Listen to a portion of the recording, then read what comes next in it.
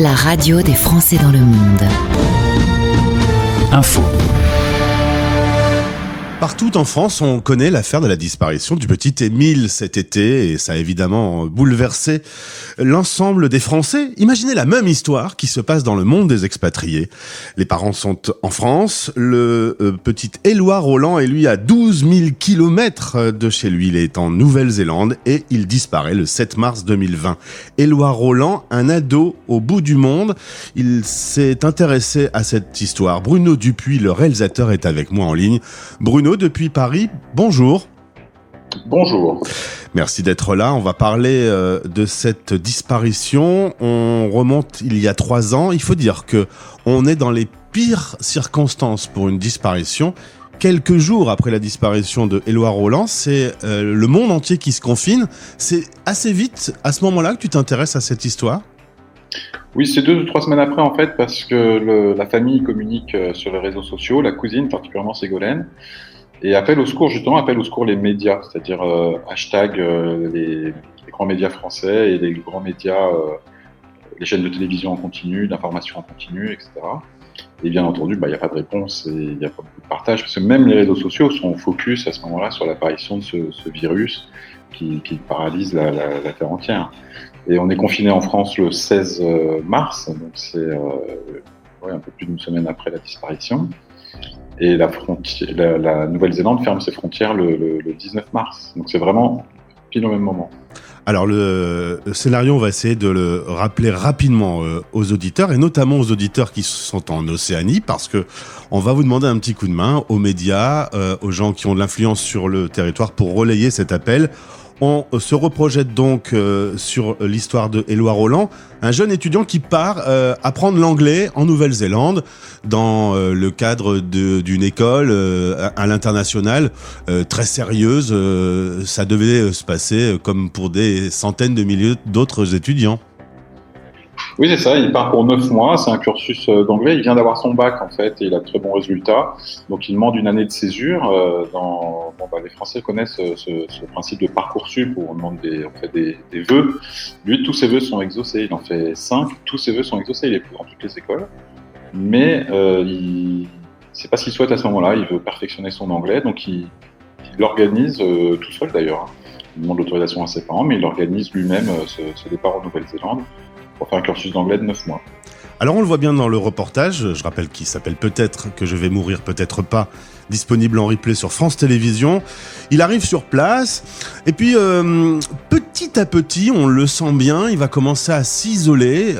On est à l'âge de l'adolescence, les réseaux sociaux, les amis, les mauvaises rencontres, etc. Et petit à petit, il va tomber dans une sorte de dépression. Oui, je me permets une toute petite modification. Le documentaire lui-même s'appelle « Éloi, enquête d'un disparu ». Et peut-être que je vais mourir, peut-être pas, c'est le titre du premier épisode. Sachant que le titre de chaque épisode, en fait, c'est des phrases que lui-même prononce et qu'on a trouvées dans ses réseaux sociaux, dans ses messages et dans ses vocaux. D'ailleurs, dans la série documentaire, on entend sa voix, on voit ses stories Insta, Snap, etc.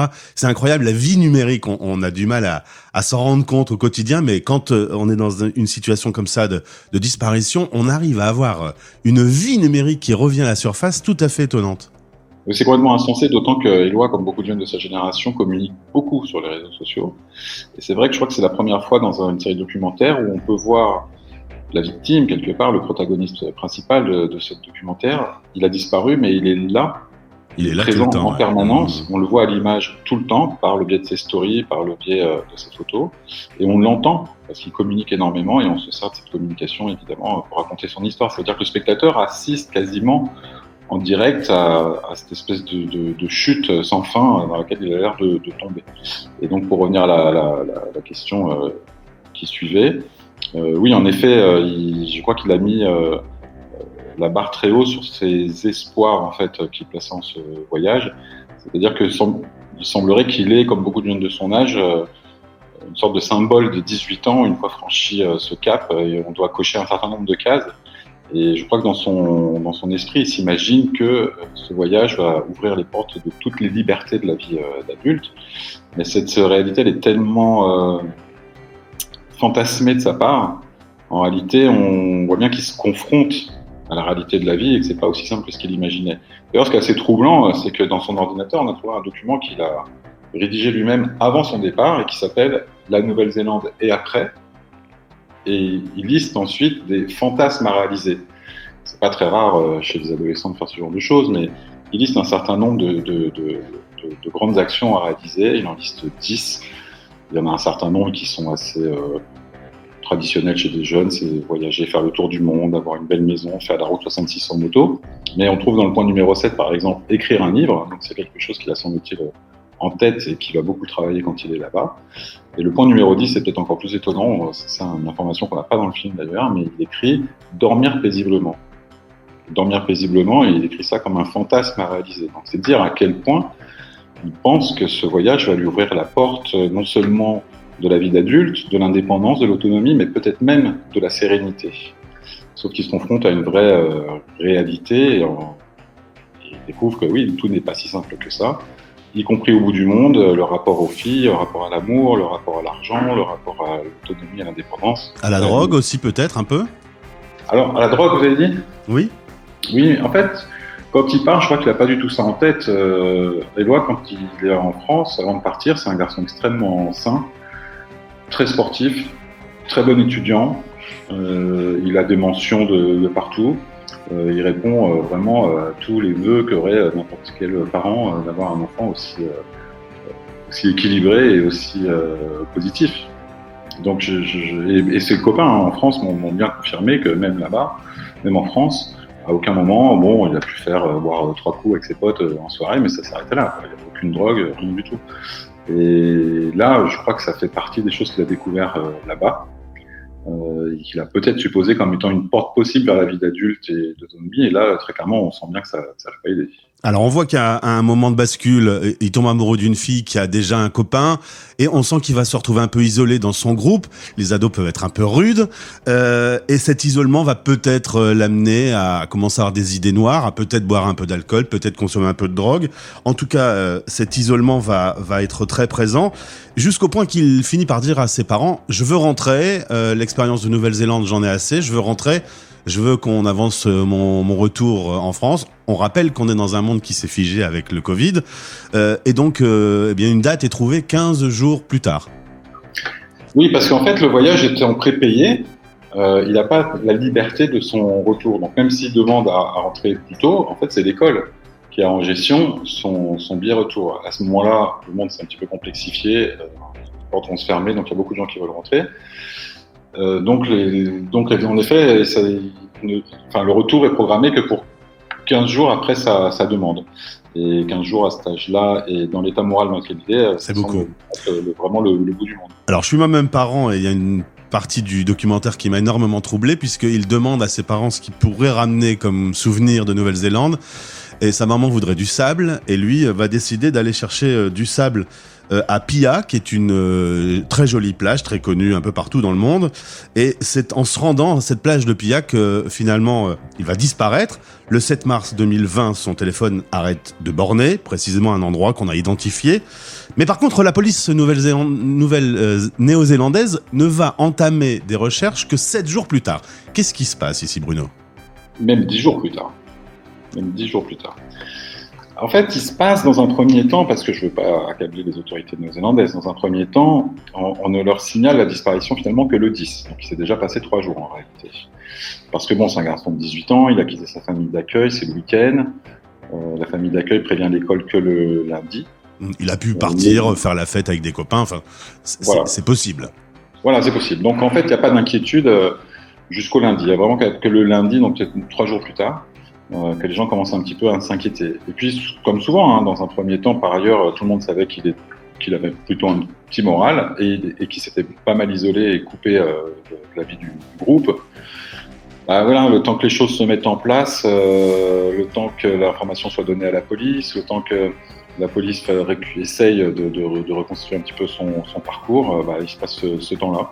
Et c'est vrai que ce temps-là, il est dramatique parce qu'en réalité, dans les histoires de disparition, pas seulement dans celle d'Éloi, mais dans toutes les histoires de disparition, et vous avez cité l'affaire du petit Émile tout à l'heure, c'est pareil, tout ce qui n'est pas fait au-delà de 48 heures. Les premières minutes, les premières heures sont cruciales. Il parle souvent avec sa sœur, il échange des vocaux ou des textes et il parle du 8 mars, il voulait être rentré avant le 8 mars. On n'en sait plus sur cette date du 8 mars, pourquoi il dit qu'il veut rentrer avant le 8 mars. On a une explication ? Ça reste un des grands mystères.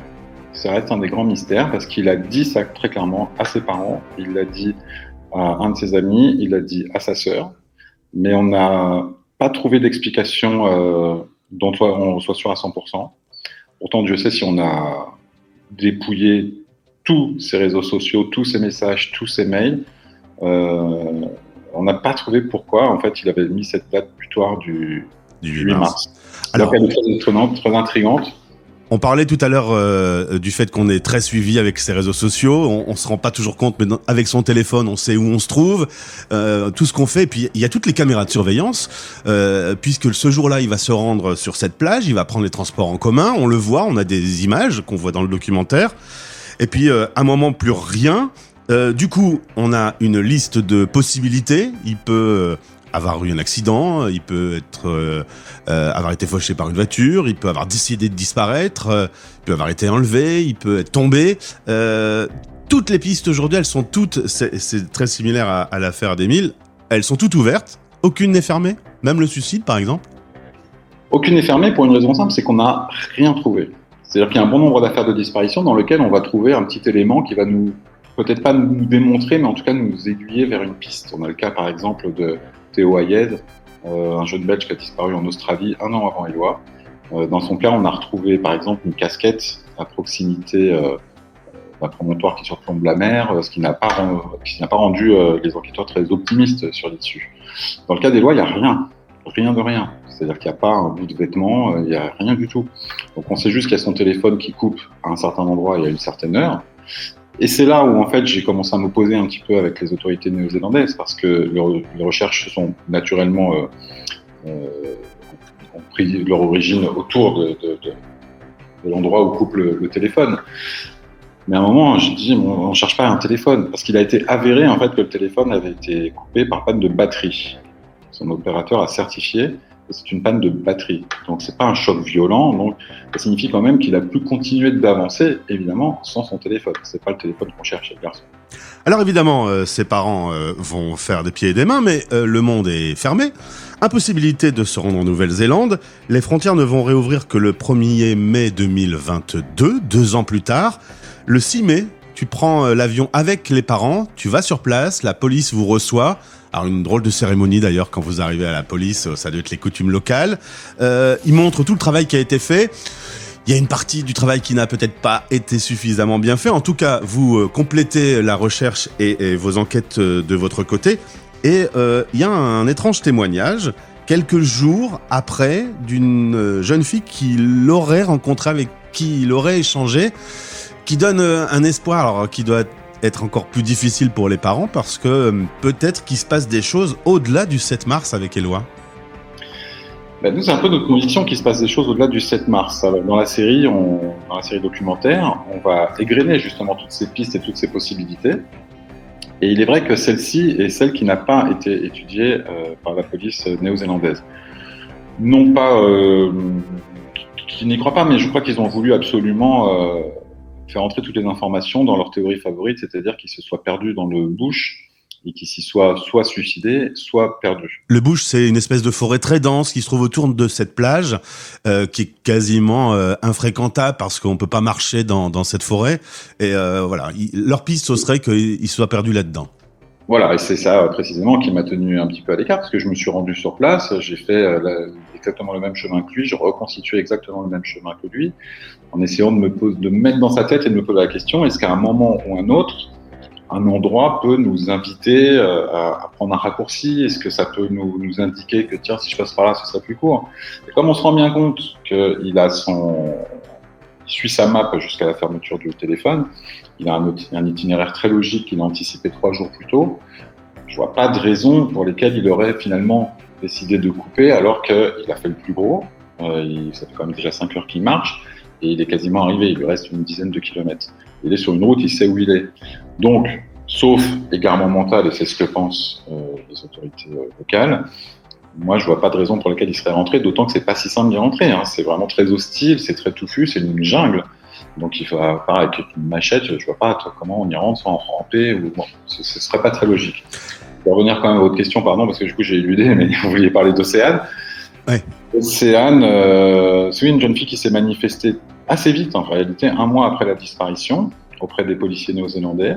Elle indique l'avoir vue. Les Néo-Zélandais n'ont pas voulu croire à son témoignage, tout simplement parce qu'elle se trouvait à ce moment-là dans l'île du Sud, et dans le sud de l'île du Sud, c'est-à-dire à peu près à 1600 km du lieu de disparition supposé, c'est-à-dire du lieu où le téléphone coupe. Et eux estiment que, ils ont quand même fait un certain nombre de vérifications, notamment si son passeport avait pu être contrôlé à un moment ou à un autre dans un trajet, sachant que pour aller dans l'île du Sud, en partant d'Auckland, on doit nécessairement prendre soit le ferry, soit l'avion. Sauf que nous, on a essayé de faire le même trajet et on l'a fait en avion et à 4 reprises, en fait, on n'a jamais montré nos passeports en vol intérieur. On n'a jamais démontré notre identité. Et quant à Océane, comme beaucoup d'autres jeunes, notamment de l'entourage d'Éloi qui étaient là-bas, m'ont confirmé, ils ont pris le bateau avec des billets ou sans, parfois il y en a qui fraudent. Mais en tout cas, sans jamais montrer sans contrôle l'identité. C'est des voyages intérieurs, c'est pas extrêmement contrôlé. C'est un pays qui est très très fait pour les voyageurs, qui est très fait pour arranger les voyageurs. Alors Bruno, c'est du temps impossible qu'ils se soient retrouvés. Aujourd'hui, on va essayer d'être clair. On est sur un média qui s'adresse aux Français expatriés dans le monde. Je vais moi-même relayer cette interview auprès d'autres médias qui font le même travail.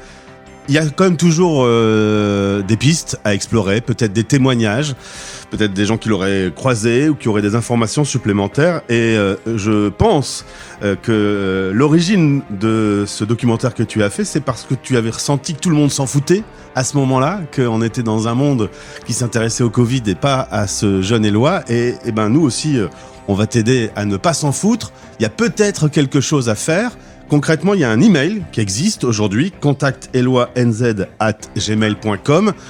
N'importe qui pourrait alimenter cette recherche, doit se manifester. Absolument. Et d'autant que une des raisons pour lesquelles le témoignage d'Océane n'avait pas été pris en compte, c'est aussi parce qu'il n'y avait pas eu d'autres personnes qu'elle affirmant l'avoir vue dans l'île du Sud à ce moment-là.